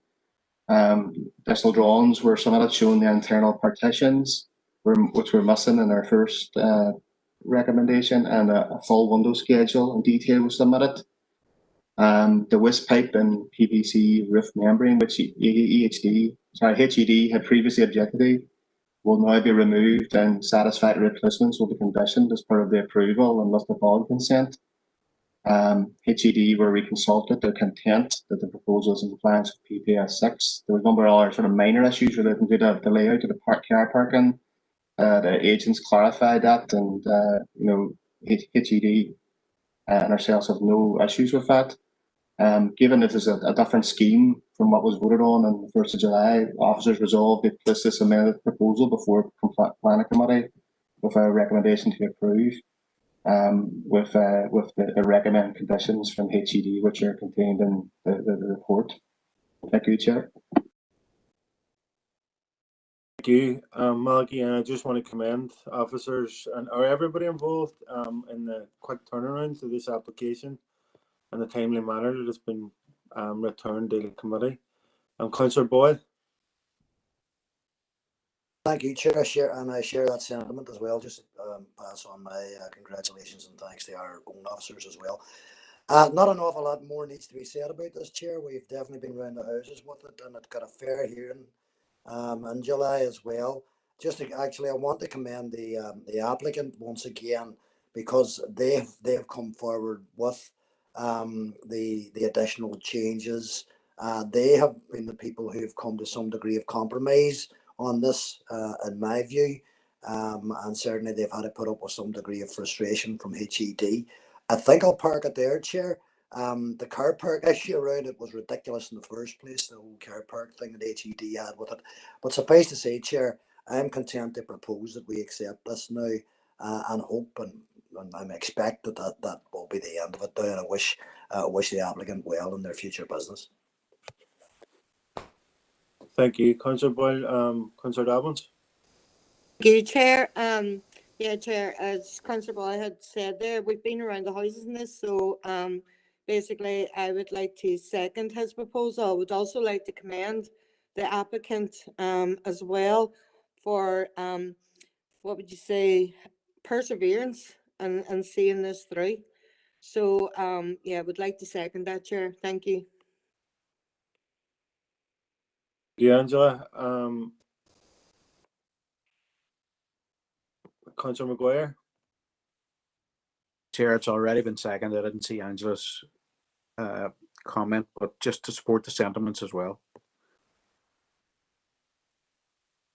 Members, I'm going to take the proposal and the seconder from Councillor Boyle and seconded by Councillor Dobbins for Appendix 6, L11 2018-0882/F. Is there any dissenting voices? I'm going to take it as unanimous. No. Take it as unanimous, members. I'm going to ask a proposer and the seconder. He's content to propose and second. Yeah. 7. Yeah, me too, Chair. Yeah, thank you. L11 2018-0847, the list of building consent. Is there any dissenting voices? No. So that application, that was unanimous. That both of those applications have been approved. And again, echoing the sentiments from Councillor Boyle, we wish the applicant all the best in what is an award-winning B&B, and an asset to our local community. So I'm going to move on now to our last application. It's LA11 2019-0739/F. It's a proposed community hub and creche at Sure Start, One Ring Road, Derry. And it's Malachy that's going to take us through it. Go ahead, Malachy. Thank you, Chair. It's item 8, L11 2019-0739/F. Sorry, Malachy, Chair. Before Malachy starts, I'm not sure whether I should or shouldn't declare an interest in this. Obviously, I was a councillor in this area for some time and had sat on the board of BHCP, who are heavily invested in this particular application. And the city solicitor advised me on that. Chair, the advice is always to err on the side of caution in relation to these matters. Well, then I'll step aside from it then, just in the interests of fair play, as they say. Okay, can Councillor Boyle be placed in the lobby? And can we have a confirmation when it's done? Thank you.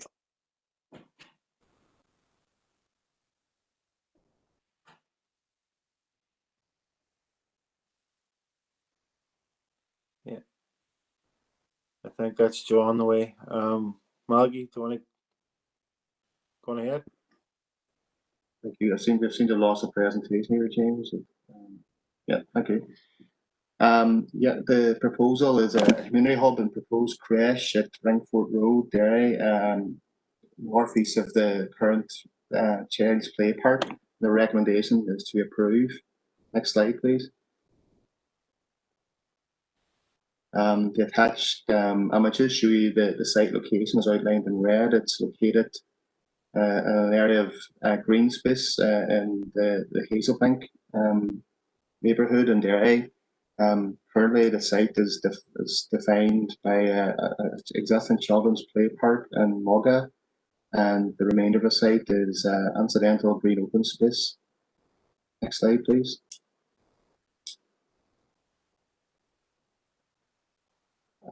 The attached images show existing views of the site, and in the first one here we have the existing Sure Search facility, which is made up of temporary prefab buildings, which is just outside the red line. The second image here shows the exact location of the proposal, where the existing Child's Play Park and surrounded by pod and fence.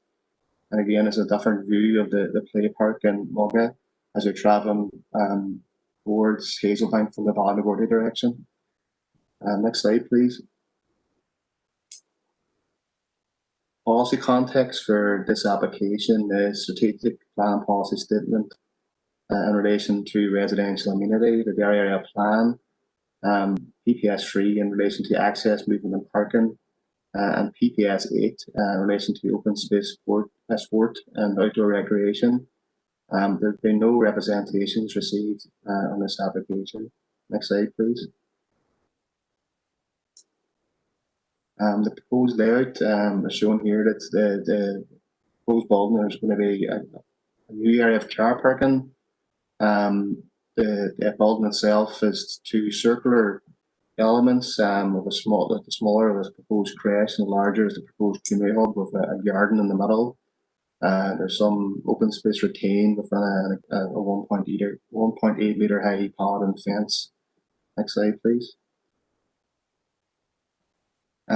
This shows proposed elevations. The main one that will be seen from the public road will be where the arrow shown here, perspective view 1. Next slide, please. And again, here's the floor plans and sections. These are detailed. Again, the creche is mainly located up there, and some ancillary rooms, education rooms, etc. There's a multi-purpose hall down in this area of the building, and again, some other community facilities located in this larger part of the building. Next slide, please. We consulted a number of bodies whilst considering this application. NI Water have no objection. Consulted Shared Environmental Services. The proposal would not likely have any significant effect on future European sites. The FA roads have no objections after a transport assessment form and additional information was submitted at the start, so they're fine, subject to conditions. Environmental health have no concern in relation to noise, odour, or any other issues relating to human impacts. And DFA rivers have no objection. Next slide, please. As I said before, the main policy considerations in relation to this application are set out in SPPS, PPS 3 and PPS 2 and PPS 15. SPPS, we've considered the impact on residential amenity. The proposal is there's a adequate separation distance away, between the proposal and any existing residential properties. It's the land It's on open space. It's generating lower land than any existing residential properties. No issues with overlooking privacy, and no issues related to noise emanating from the proposal. DFA roads were consulted. There's no issues in relation to the proposed access or movement within the site, or inadequate parking standards have been met, and there's disabled parking provided. There's free spaces provided within the proposal as well. PPS2, there's no particular protected habitats and protected species on the site as it is. So there's no issues in terms of PPS2 arising from the proposal. And PPS 15, there's no issues arising from flooding or drainage. Next slide, please.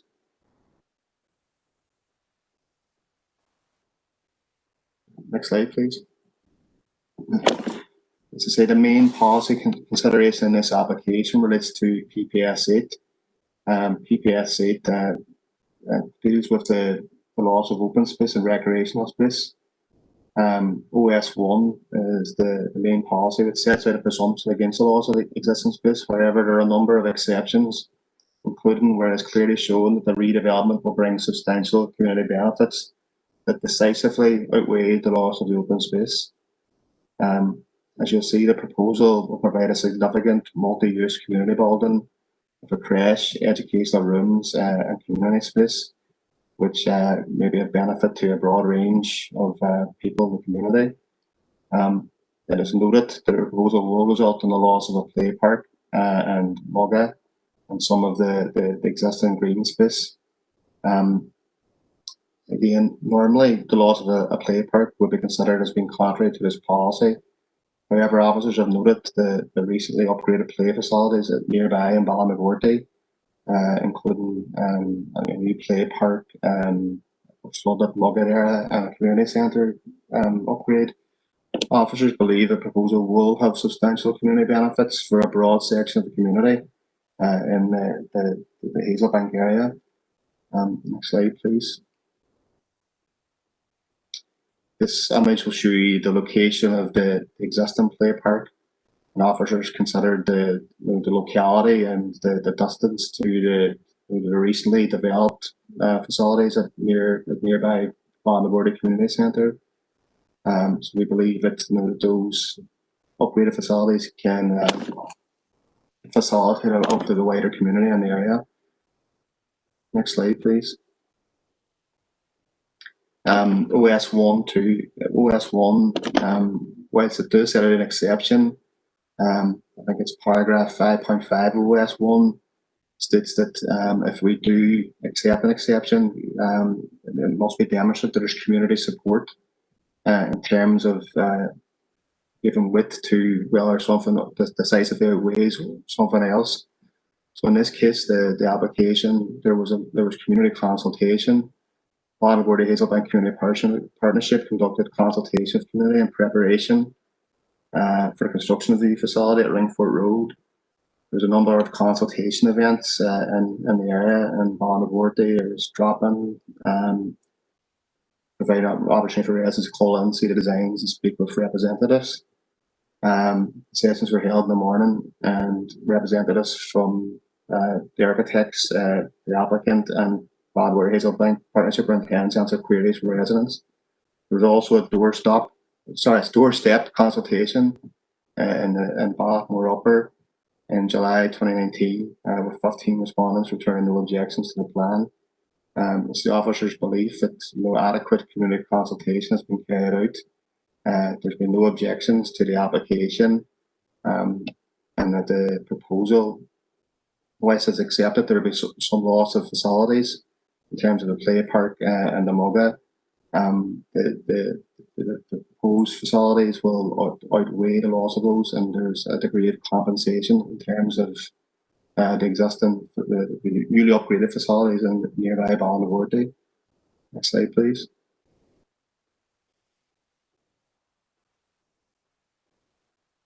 Next slide, please.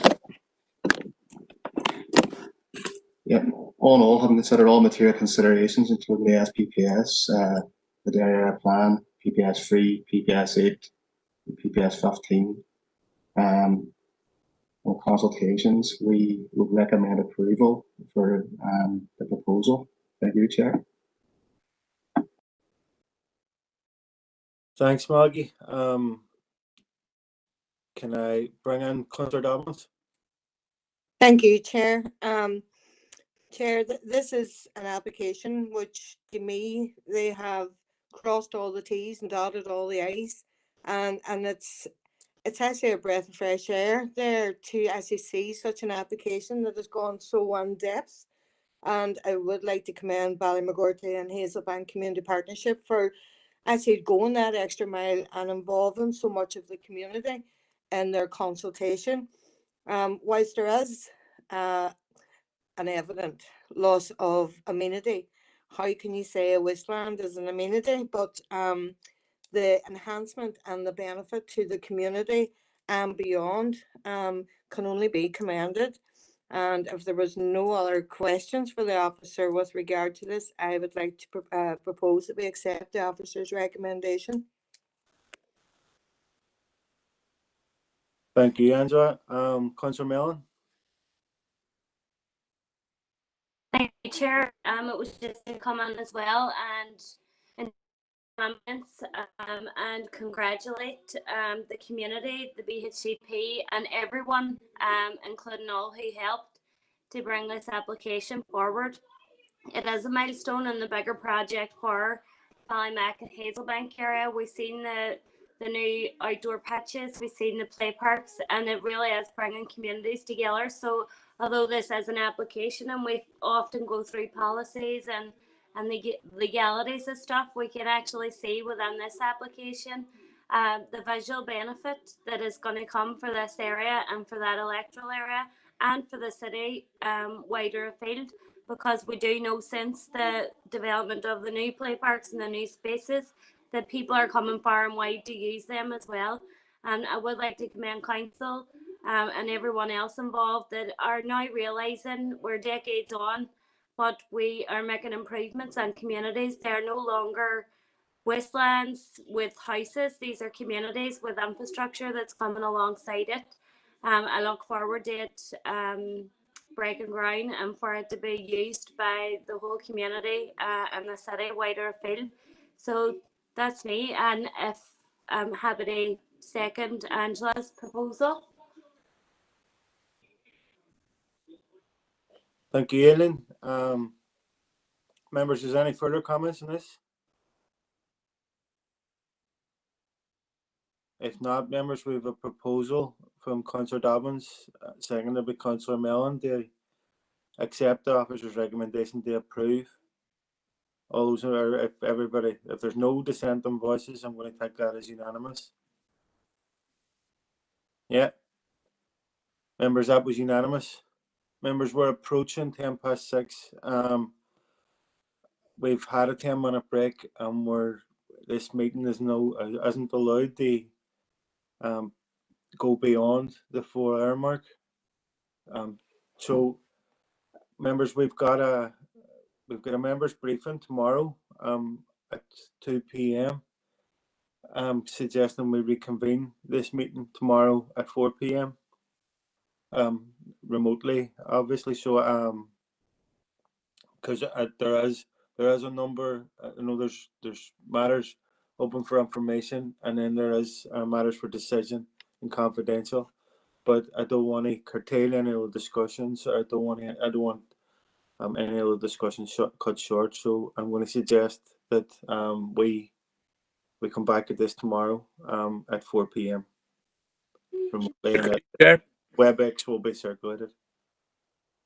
Councillor Gallagher? I agree. Okay. Sorry, Chair. They just brought me back on there. Did you say 4 p.m. tomorrow?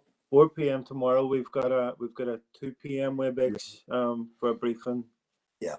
With the mayor and the chief executive. So. Okay. Yeah, that's great, Chair. See you all then. Right. So 4 p.m. tomorrow. Okay. Thank you. Thank you. All right. Folks. Thank you, Chair. Thank you, Chair.